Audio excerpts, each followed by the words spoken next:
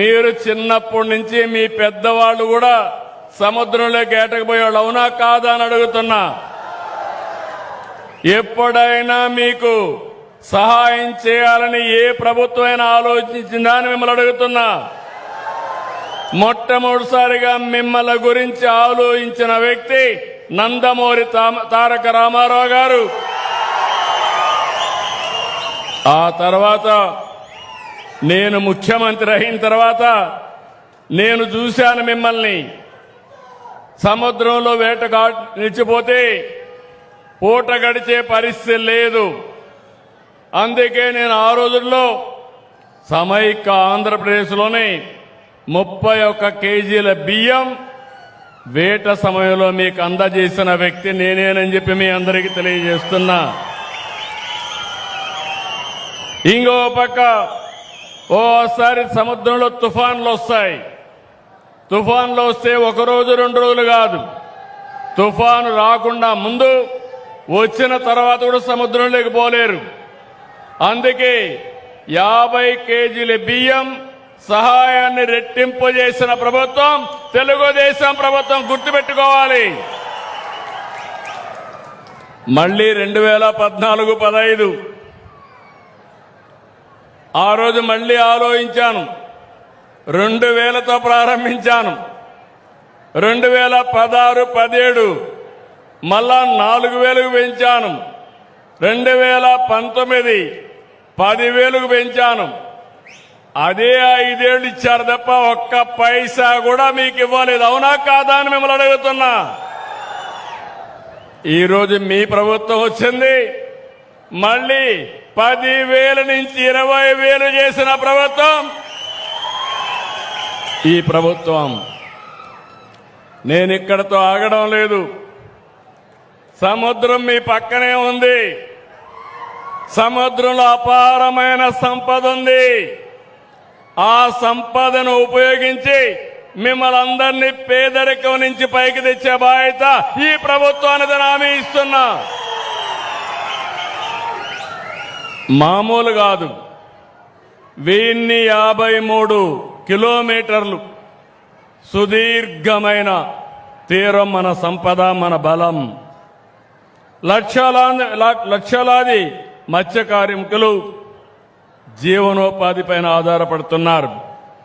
నేను అందుకే అక్వా పైన, ఇంకొక పక్కన మీ ఆదాయం పైన శ్రద్ధ పెట్టాను. ఈరోజు మీరు ఒకసారి చూస్తే 14-19 మత్స్య సంపద ఉత్పత్తి 19.18% పెరిగింది. అదే కాంగ్రెస్ వచ్చింది, వైఎస్ఆర్ కాంగ్రెస్ వచ్చింది.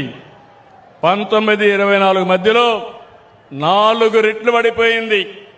5.43 మాత్రం అభివృద్ధి జరిగే పరిస్థితి వచ్చింది. మళ్ళీ నేను ఒకటే ఆలోచిస్తున్నాను.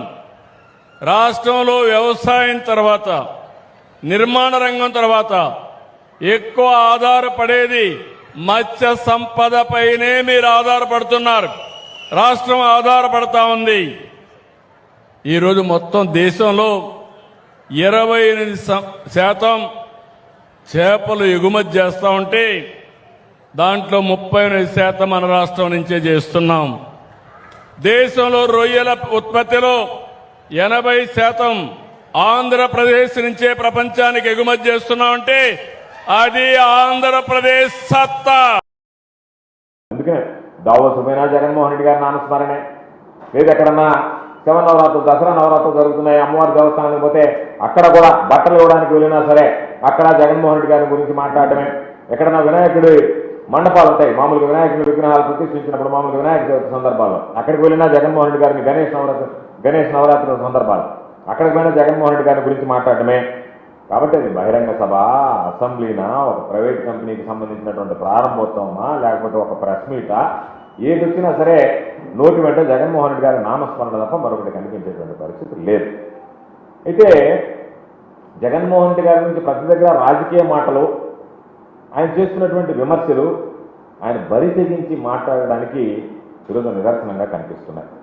కావలి సభలో కూడా అదే తంతు మనం చూసాం. జగన్మోహన్ రెడ్డి గారికి సంబంధించినటువంటి దాంట్లో మత్స్యకార సేవలు వచ్చినప్పుడు జగన్మోహన్ రెడ్డి గారి గురించి ఏం మాట్లాడగలడు, మత్స్యకారులకు ఏం చేశాడు, జగన్మోహన్ రెడ్డి గారు ఏం చేసాడో తాను ఏం చేశాడో అని చెప్పుకోలేకపోయాడు. చంద్రబాబు నాయుడుకి ఎప్పుడు క్రెడిట్ రావాలి కాబట్టి జగన్మోహన్ రెడ్డి గారు చేసినటువంటి పనులు కూడా నేనే చేశానని చెప్పి చెప్పుకోవాల్సినటువంటి సిగ్గుమాలినటువంటి పరిస్థితికి చంద్రబాబు దిగజారిపోయాడు. అందుకనే రకరకాల మాటలు చెప్పాడు. గొడ్డల పార్టీ అన్నాడు, విధ్వంసం జరిగింది అన్నాడు, ఆ పరిపాలన అంతా గాడిన పెడుతున్నాం అన్నాడు. ఆయన పవన్ కళ్యాణ్ ఇద్దరు కలిసి తీవ్రంగా కష్టపడుతున్నామని చెప్పి చెప్పుకొచ్చాడు. దానితో పాటు నిస్సిగ్గుగా నిర్లజ్జగా లేనిపోయినటువంటి అబద్ధాలన్నీ కూడా ఒల్లివేసుకునేటువంటి పరిస్థితి. ఈ 33 నెలల్లో రాష్ట్రానికి 23 లక్షల కోట్ల పెట్టుబడులు వచ్చాయన్నాడు. 24 లక్షల మందికి ఉద్యోగాలు వస్తున్నాయని చెప్పి ఇప్పుడు నేను అడుగుతున్నాను, ఎంత దారుణమైనటువంటి అబద్ధాలు అంటే ఒక ముఖ్యమంత్రి స్థాయిలో ఉన్నటువంటి వ్యక్తి కనీసం నేను ముఖ్యమంత్రిని ఊహించుకున్నా ఆలోచించుకున్నా సరే అటువంటి వాటిని మాట్లాడడానికి బిడిపడతాడు, సిగ్గుపడతాడు. చంద్రబాబు నాయుడు ఏమాత్రం సిగ్గుపడకుండా ఈరోజు నువ్వు నిర్వహించినటువంటి స్టేట్ ఇన్వెస్ట్మెంట్ ప్రమోషన్ బోర్డు సమావేశాల్లో కూడా 23 లక్షల కోట్ల పెట్టుబడులు వచ్చేదానికి అవకాశం లేకపోతే వాటిలో 10% కూడా రియలైజ్ కావు అనేటువంటి నిజం నీకు తెలిస్తే స్టేట్ ఇన్వెస్ట్మెంట్ ప్రమోషన్ బోర్డులో వచ్చేటువంటి దానికన్నా కూడా నువ్వు అదనంగా చెప్పి లేని ఉద్యోగాలు ఒక 24 లక్షల ఉద్యోగాలు నువ్వు వస్తాయని చెప్పి నువ్వే సృష్టించినట్టుగా నువ్వే చేసుకొచ్చినట్టుగా ఇంత దారుణమైనటువంటి అబద్ధాలు చెప్పడం అనేటువంటిది ఒక్క చంద్రబాబు నాయుడికి తెలియదు తప్ప మరి ఎవరికి తెలియనటువంటి పరిస్థితి లేదు.